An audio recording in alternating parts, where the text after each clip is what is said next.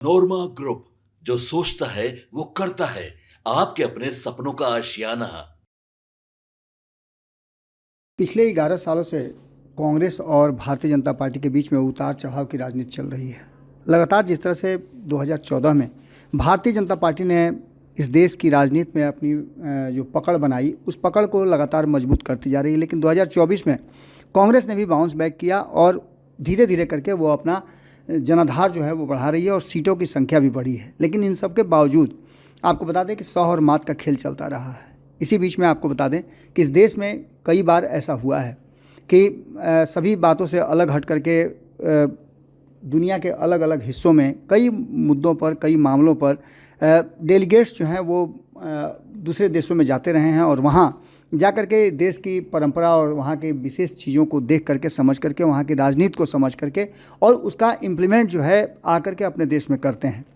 इसी तरह की व्यवस्था लगातार चलती आ रही है और भारत सरकार ने हालिया भारत पाकिस्तान संघर्ष के संदर्भ में देश की स्थिति स्पष्ट करने के उद्देश्य से एक 7 सदस्यीय सर्वदलीय प्रतिनिधिमंडल का गठन किया है। यह डेलीगेशन दुनिया के प्रमुख देशों की राजधानियों का दौरा करेगा और भारत के रुख को अंतर्राष्ट्रीय स्तर पर प्रस्तुत करेगा।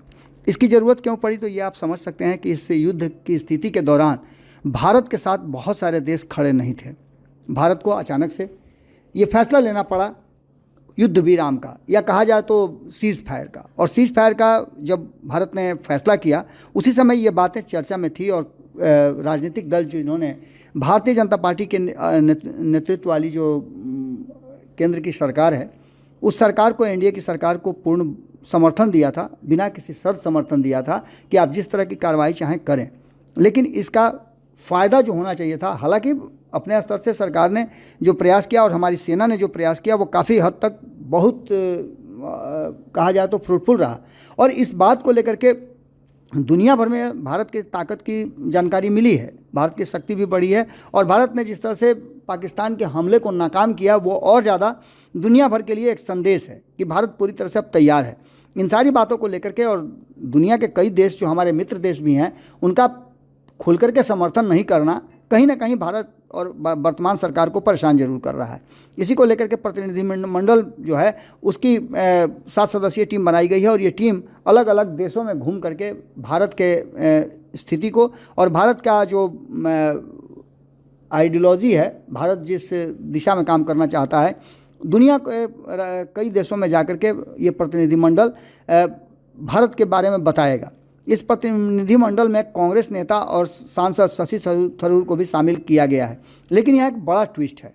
आपको बता दें कि जिस तरह से ये सब कुछ सामने आया है उसमें कई नेताओं के नाम इसमें शामिल हैं, कई दल के नेता इसमें शामिल हैं। हम उनकी बात तो बताएंगे ही, लेकिन उसके साथ साथ हमको बता दें कि इस प्रतिनिधिमंडल में शशि थरूर का नाम होने से कांग्रेस चौंक गई है, जिसे लेकर के कांग्रेस कहीं ना कहीं जिस तरह से शशि थरूर का नाम सामने आया है उसको लेकर के हतप्रभ भी है।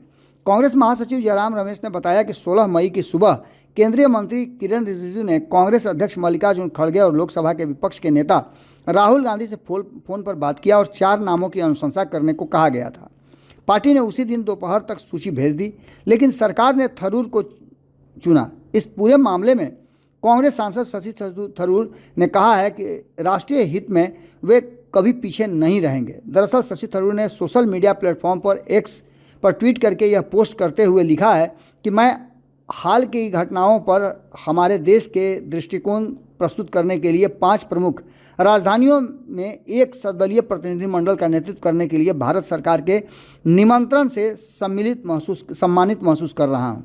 जहाँ राष्ट्रीय हित शामिल हो और मेरी सेवाओं की आवश्यकता हो तो मैं पीछे नहीं रहूँगा। कांग्रेस खेमे में इस निर्णय को लेकर के मिलीजुली प्रतिक्रिया सामने आ रही है। कुछ नेता जहां इसे थरूर की व्यक्तिगत साख और अंतर्राष्ट्रीय छवि का सम्मान मानते हैं, तो वहीं कुछ लोग इसे सरकार की कांग्रेस को राजनीतिक रूप से असहज करने की रणनीति मान रहे हैं। सीधे तौर पे आप समझ लीजिए कि ये बात सिर्फ कांग्रेस के साथ ही हुई है और भारतीय जनता पार्टी और कांग्रेस के बीच में जो रिश्ते हैं उसको भी आप अच्छी तरह से समझते हैं। जिन प्रतिनिधिमंडल की घोषणा की गई है उसमें जो नामों की घोषणा है उसमें शशि थरूर का नाम आना कहीं ना कहीं कांग्रेस को निश्चित रूप से चौंकाने वाला है, क्योंकि कांग्रेस की तरफ से इनका नाम इसमें नहीं दिया गया था। भाजपा के नेता रविशंकर प्रसाद के साथ साथ इस प्रतिनिधिमंडल में बैजयंत पांडा, जदयू के संजय कुमार झा, डीएमके की कनिमोझी, राकपा जो शरद पवार गुट है उसकी सुप्रिया सुले और शिवसेना शिंदे गुट के श्रीकांत शिंदे को सदस्य बनाया गया है। कांग्रेस ने इस डेलीगेशन के लिए अपनी ओर से जो 4 सांसदों के नाम सुझाए थे उनमें नाम थे आनंद शर्मा के, गौरव गोगोई के, डॉक्टर सैयद नसीर हुसैन के और राजा बरार शामिल थे। लेकिन इन सारे नामों पर से ध्यान हटा करके जिस तरह की बातें की गई हैं और जिस तरह से फैसला लिया गया है उससे काफ़ी चौंकाने वाला जो है वो कांग्रेस के भीतर प्रतिक्रिया आ रही है। आपको बता दें कि इससे पहले भी आपको याद होगा कि अलग अलग समय में जब भी हमारे देश की सरकारें रही हैं और स्थितियां जब भी इस तरह की पैदा हुई है और इस देश की सरकारों को लगा है कि दुनिया के अलग अलग देशों के साथ हमारे डेलीगेट्स जा करके और वहाँ की चीज़ों को समझें और अपनी बातों को बताएं, तो ऐसी स्थिति में कई बार अटल बिहारी वाजपेयी से लेकर के अन्य नेता गए हैं और इन बातों को लेकर के कभी लालू प्रसाद को भी जाने का मौका मिला है।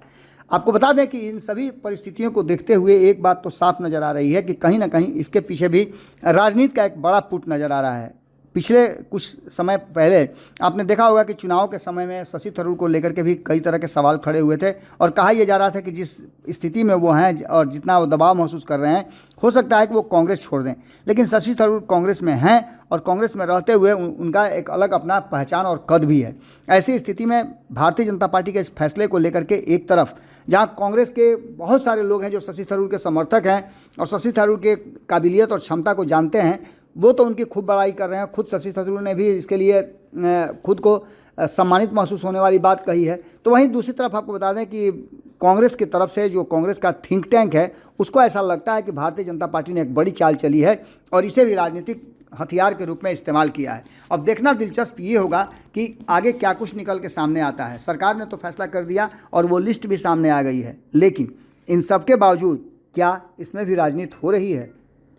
क्या सोचते हैं आप? कमेंट बॉक्स में जरूर लिखिएगा। बहुत बहुत धन्यवाद। पनोरमा ग्रुप, जो सोचता है वो करता है। अगर ये वीडियो पसंद आई और वह बिहार के राजनीति और बिहारियत से सरोकार रखेनी तो सब्सक्राइब बटन दबा के चैनल के सब्सक्राइब कर ली। ओजे एगो घंटी बा, ओकरा बटन दबा देला से कुल सटीक और मारक खबर रुआ मुफ्त में मिल जाई। अगर रुआ पत्रकारिता के हमनी के नया प्रयोग में सहयोग कर चाहतानी तो ज्वाइन बटन दबा दी। पेटीएम नंबर नोट कर ली 9386816700। धन्यवाद।